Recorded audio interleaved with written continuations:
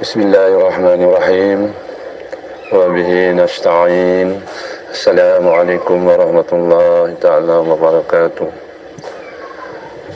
Assalamualaikum Kang Mas. Ini Sabri daripada Pontian, Johor. Ingin mohon penjelasan ataupun pencerahan berkenaan dengan apa yang sebenar-benar yang dikatakan hati itu.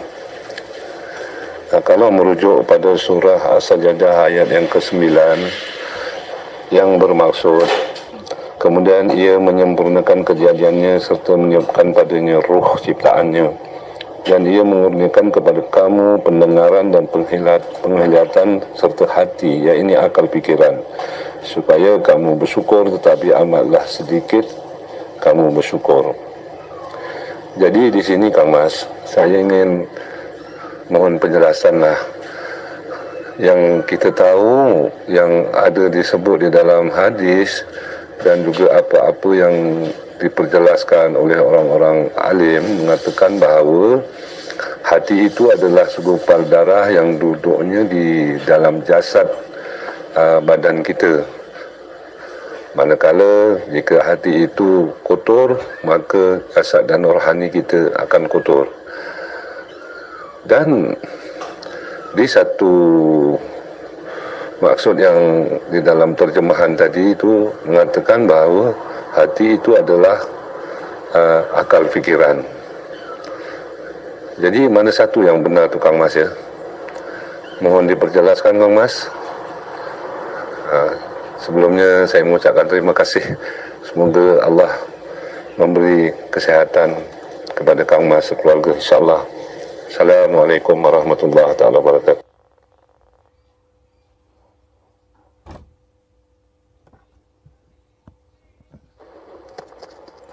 Alhamdulillahi Rabbil Alamin. Allahumma salli ala Sayyidina Muhammad wa ala ali Sayyidina Muhammad. Rabbi syrahli sadri wa yassirli amri wahlul 'uqdatam min lisani yafqahu qawli. Amin. Dari terjemahan surat yang Kang Mas sebutkan tadi, jadi akal fikir itu bila tidak ada hati, jadi hati, roh, nyawa, jiwa, semuanya diliputi hayatullah, pancarnya, gumantungnya, nisbatnya hati, nyawa, jiwa, roh adalah nama ganti daripada hidup itu sendiri. Jadi tanpa hidup, tanpa Allah, apakah akal fikir berfungsi? Jadi tanpa Allah, tanpa hidup, maka semuanya tak akan ada fungsinya. Alhamdulillahirabbil alamin, yang dimaksud Allah tidak memandang wajah dan hartamu, Allah tidak memandang ilmu dan amal-amal ibadahmu, Allah tidak memandang nasab kemuliaanmu di sisi manusia. Akan tetapi Allah hanya memandang segumpal daging atau segumpal darah, yakni hati. Bila di dalam hati ini kotor, maka kotorlah semua amalmu, kotorlah seluruh kehidupanmu, najislah seluruh kehidupanmu.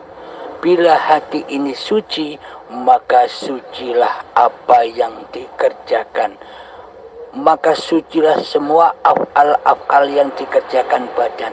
Maksudnya bagaimana suci dan kotor atau najis ini?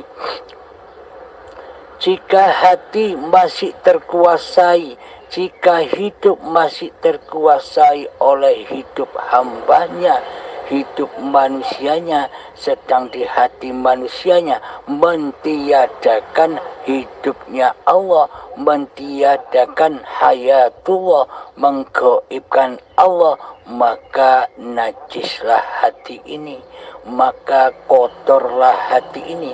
Selagi di dalam hati ini masih manusianya lah yang mentuhani seluruh gerak tingkah lakunya badan ini, semuanya najis, semuanya kotor di sisi Allah. Akal fikir pun kotor di sisi Allah.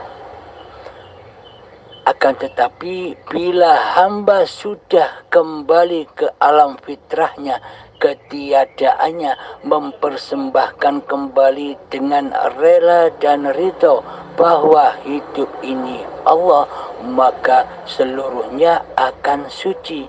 Akal fikir pun akan suci, hawa nafsu pun akan suci. Karena adanya akal fikir, adanya hawa nafsu, semuanya kembali kepada Allah lah penguasanya, bukan manusianya. Inilah yang dimaksud suci. Suci dari hayat manusianya, yang ada hayatullah, hidup ini Allah. Inilah yang disebut suci, karena yang berkuasa, karena yang mentuhani badan-badan ini adalah yang maha suci. Apapun yang tergerak, apapun syariat-syariat yang terjadi sejak bangun tidur hingga tidur lagi, semuanya yang terjadi adalah af'alullah. Jadi selama bangunnya badan sampai tidurnya badan kembali, semuanya terhitung amal yang soleh. Semuanya, yakni amal yang diterima oleh Allah, amal yang suci, suci dari amal manusianya.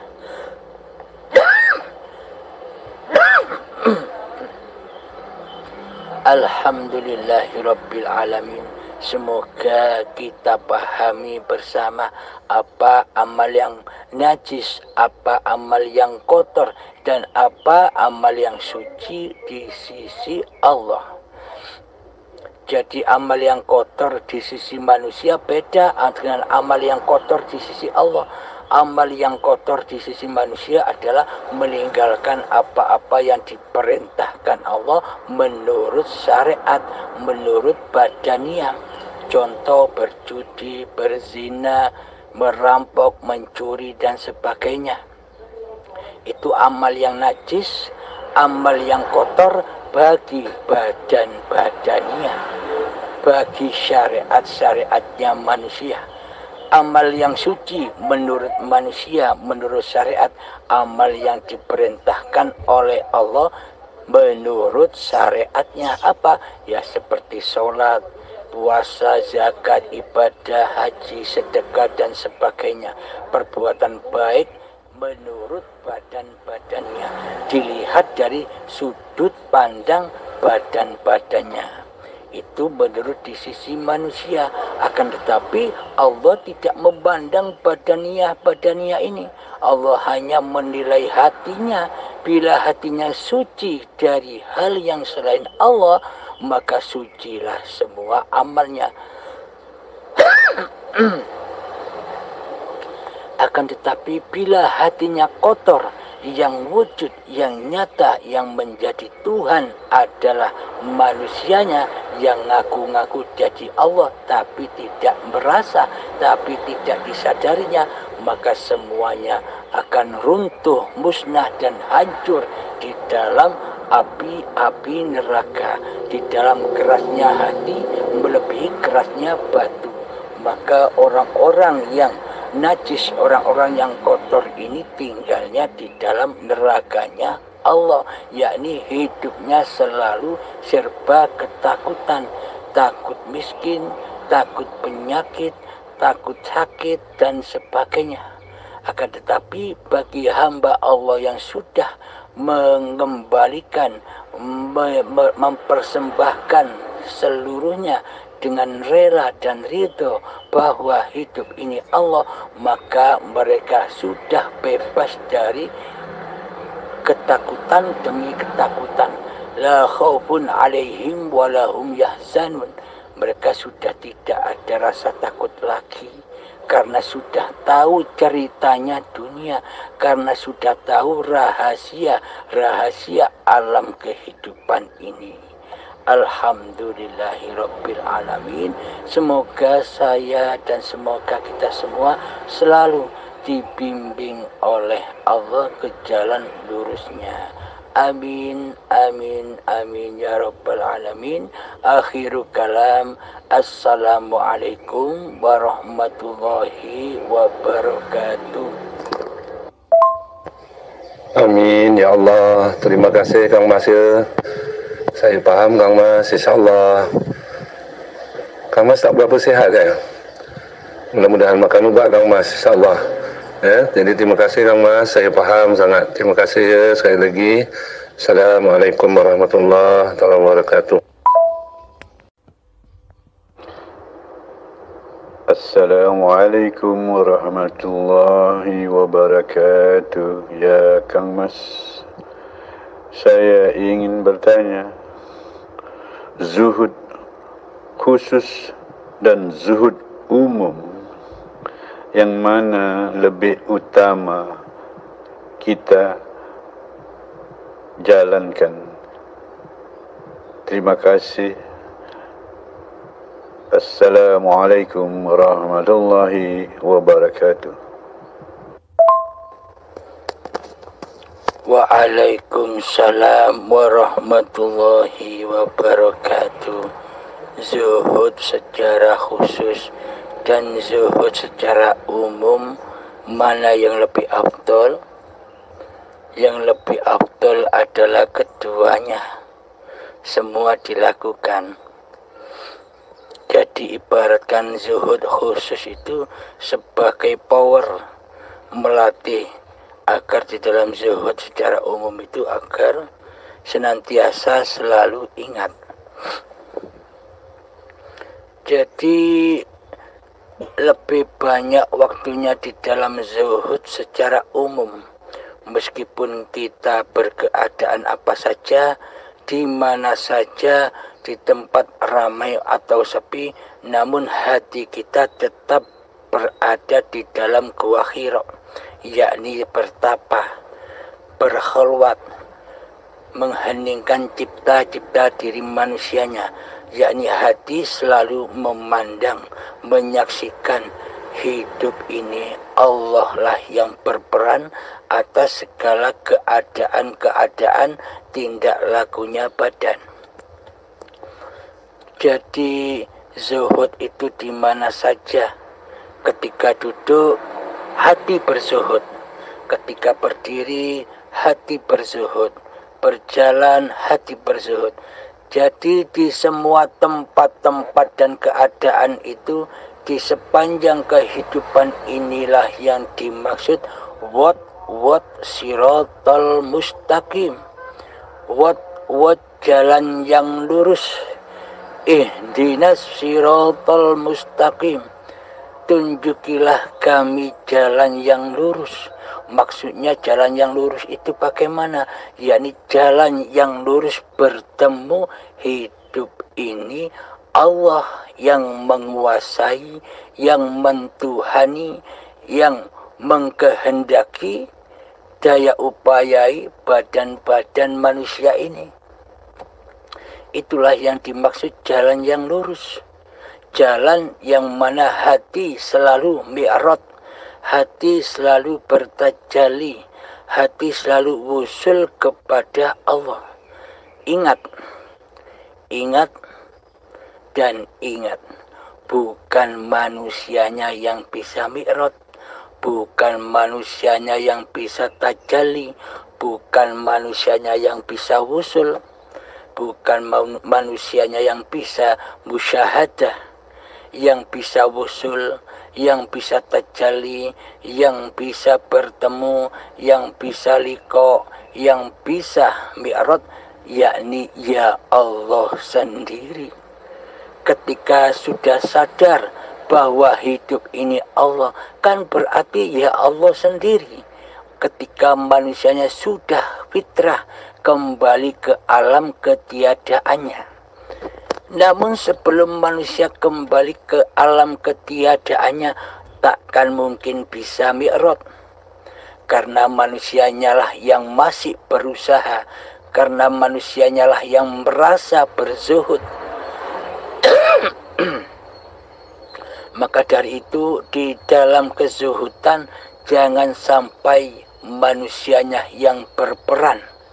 Tetapkanlah dalam hati bahwa hidup ini Allah lah yang memberankan apapun tindakan badaniah ini. Yang berzuhud ya Allah lah yang menzuhudkan, yang mendudukkan, yang memberdirikan, kan bukan manusianya lagi yang berperan, yang menjadi Tuhan di dalamnya. Terus lanjutannya setelah ihdinas siratal mustaqim, siratal ladzina an'amta alaihim, yakni jalan yang seperti mereka yang telah engkau beri nikmat.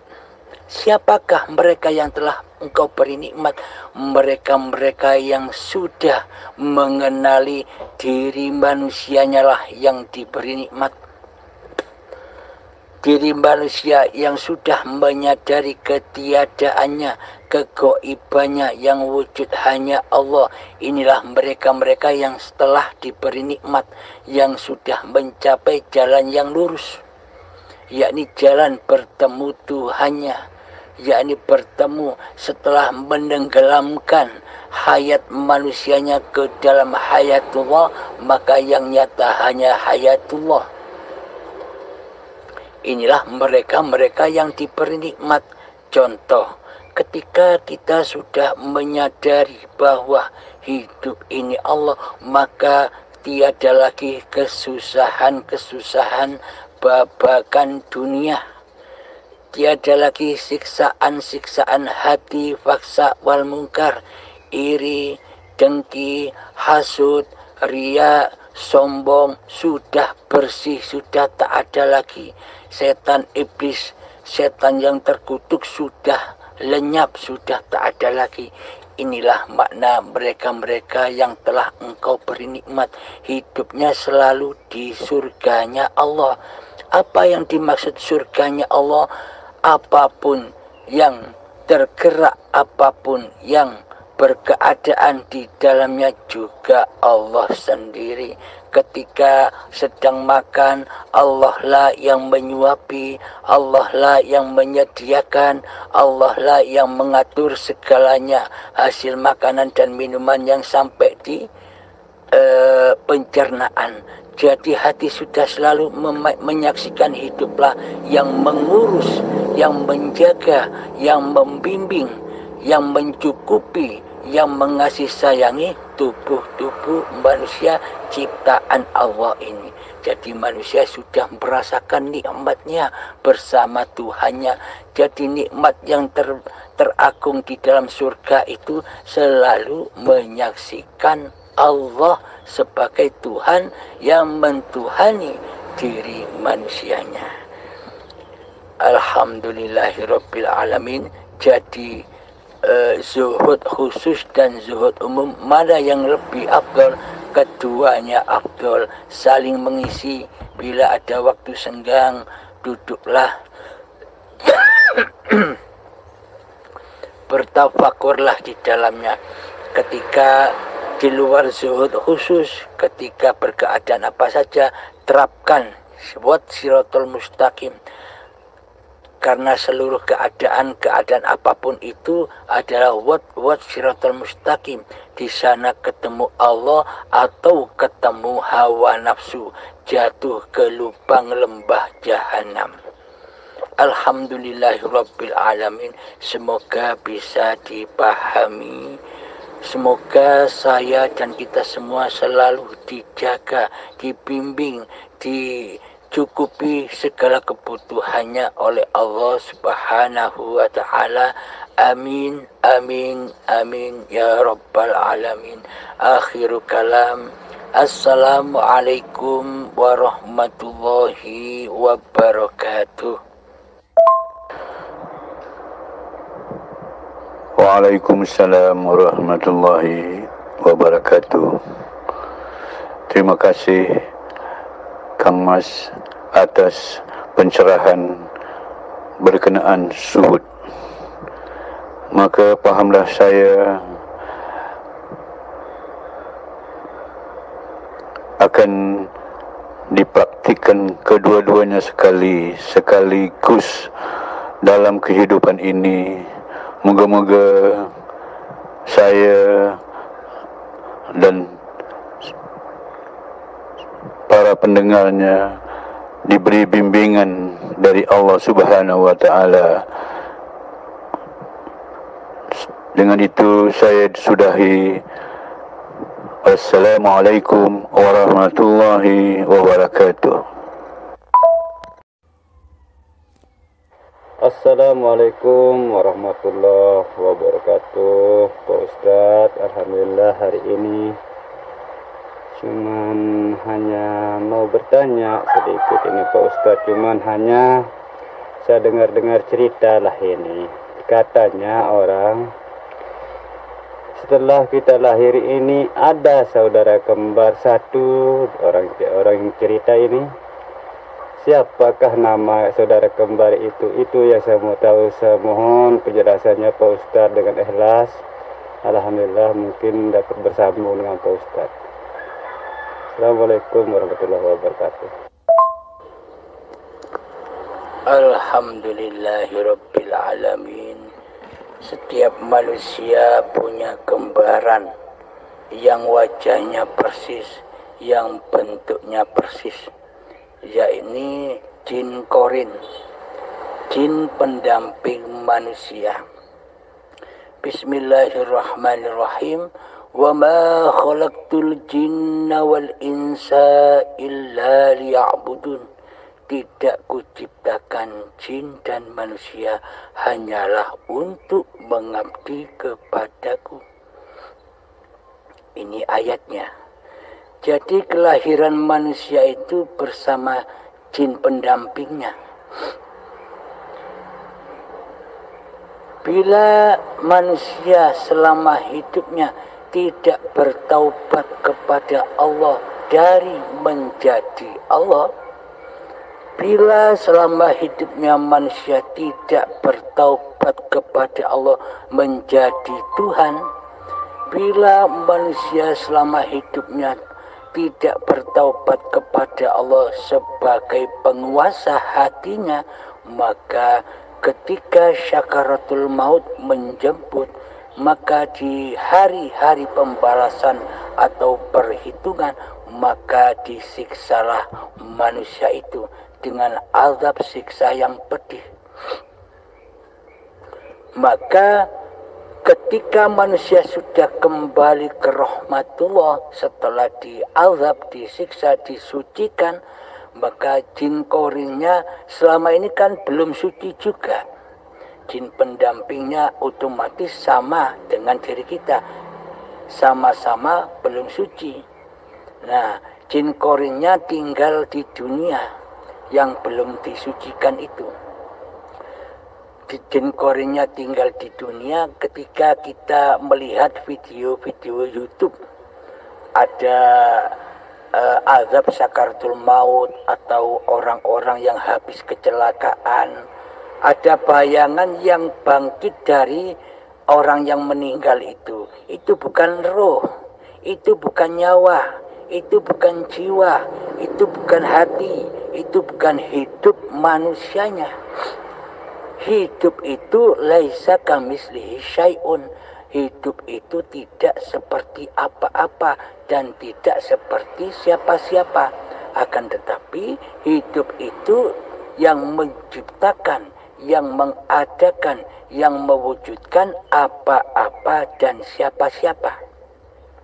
Maka ketika ada orang yang kecelakaan, kita pernah lihat di YouTube, ada orang yang menghadapi sakaratul maut, ketika tubuhnya manusia sudah mati, ada bayangan dari badannya, bayangan yang bangun seolah-olah itu manusianya yang bangun.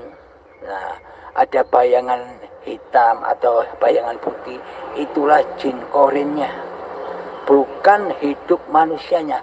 Jin korin yakni jin pendamping. Wa ma khalaqtul jinna wal insa illa liya'budun. Jadi jinnya belum sempurna karena manusianya sewaktu hidup di dunia tidak mencari Tuhannya, tidak belajar ilmu hakikat dan makrifat. Walhasil jinnya juga belum Islam di sisi Allah. Akhirnya jin itu bangkit bangun setelah manusianya dikubur, seolah-olah yang jadi hantu itu orang yang sudah mati. Seolah-olah yang jadi hantu menakut-nakuti masyarakat atau tetangga-tetangganya, seolah-olah mayat orang yang sudah mati itu, seolah-olah. Akan tetapi semua itu perbuatan jin korinnya sewaktu di masa hidupnya yang belum disempurnakan, yang belum diimankan, diislamkan di sisi Allah, akhirnya menggoda manusia. Jadi hantu-hantu seperti Gundurwo, Wewe Gombel, Kuntilanak, Sundel Bolong, Tuyul, Genderuwo, dan sebagainya, itu adalah wujud dari jin korin itu, berubah-ubah bentuk. Jadi jin korin juga digoda oleh setan. Ketika jin korin itu digoda, dibisiki oleh setan, "Hei jin, ayo goda orang itu. Penampakan, nampaklah kepada orang itu agar orang itu ketakutan." Nah, jadi jin juga digoda setan, sama seperti manusia. Itulah yang dimaksud saudara kembar kita, yakni jin korin itu. Wajahnya persis seperti kita, tapi jin bisa berubah-ubah bentuk menurut apa yang diinginkannya. Menggoda manusia berbentuk genderuwo, berbentuk pocong, berbentuk kuntilanak, berbentuk sundel bolong, berbentuk tuyul, dan sebagainya. Itulah ulah-ulah jin-jin korin yang belum disempurnakan, belum diadamkan oleh saudaranya, yakni manusianya dikala masih hidup.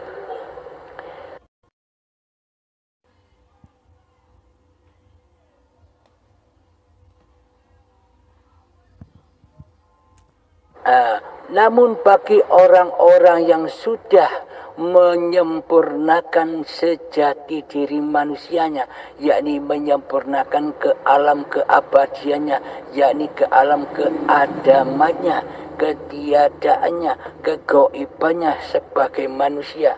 Karena yang ada di dunia ini la maujudan illallah, la hayatan illallah, la ilaha illallah, la haula wa la quwata illa billahil aliyil azim. Kalimat-kalimat itulah yang memutus kekuasaan manusianya menjadi Tuhan. Karena manusianya sudah sadar, sudah mendapatkan syafaat dan hidayah Allah untuk kembali kepada Tuhannya lewat jalan-jalan wat siratal mustaqimnya. Maka dari itu, ketika manusia sudah menyadari bahwa manusia ini tiada, gaib dan fana, maka hancur leburlah, maka sucilah pula jin korin, jin pendampingnya. Jadi jin pendamping orang-orang yang sudah menjadi kekasih Allah, yang sudah Habibullah, yakni di dalam hatinya yang wujud, yang nyata, yang hidup hanya Allah, inilah yang disebut Habibullah. Maka sirnalah juga jin pendampingnya, jin saudaranya itu juga sirna. Manusianya sudah sempurna, sudah suci, jinnya pun juga suci. Sewaktu ketika meninggalnya pun jinnya tidak menggoda manusia. jinnya, karena ketika manusia masih hidup sudah disempurnakan semua keberadaan, kewujudan diri manusianya, otomatis jin pendamping atau saudaranya pun juga sudah sirna, juga sudah suci ke alam keadamannya, ke alam hakikat sejati dirinya, dari mana ia berawal. Wa ma khalaqtul jinna wal insa illa liya'budun. Jin dan manusia hanyalah ciptaan Allah. Kemana manusia kembali? Kepada Tuhannya lah manusia dan jin kembali. Alhamdulillahirrahmanirrahim. Semoga kita semua selalu dibimbing oleh Allah Subhanahu wa ta'ala untuk selalu memahami paparan-paparan ini. Ingat, ini bukan paparan Abdul Halim. Abdul Halim tidak bisa apa-apa. Demi Allah, Abdul Halim tidak bisa apa-apa.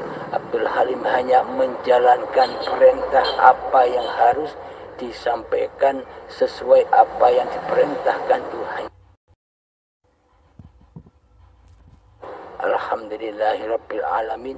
Jangan memandang sosok manusianya, pandanglah hidup yang memaparkan dan hidup yang memahamkan Anda sekalian. Karena Anda bukan paham sendiri, karena hiduplah Anda paham, karena Allah lah Anda paham. Jadi jangan memandang sosok makhluknya, pandanglah hayatullah. Alhamdulillahirabbil alamin. Akhiru kalam. Assalamualaikum warahmatullahi wabarakatuh.